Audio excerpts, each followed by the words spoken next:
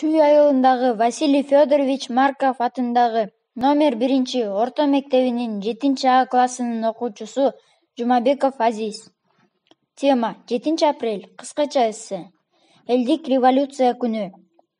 Кыргыз эли эркиндик, адилеттүүлүк жана мыйзамдуулук үчүн бийликке каршы чыккан тарыхый окуя.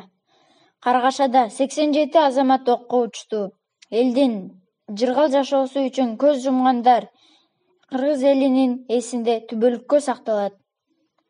Жашоо турмуштун улам оордоп баратканына чыдабаган эл Кыргызстандын жакынкы тарыхында экинчи ирет элдик инкылап жасады. Тынч митингге чогулгандар алгач бийликти алмаштырышып, элдик бийлик орнотуп тынышты. Бирок жеңиш курмандыксыз болгон жок.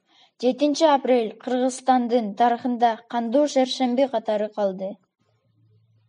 Эгерде официалдуу маалыматтарга таянсак, бийлик алмашуу үчүн курман болгондордун саны 86 адамды түзөт.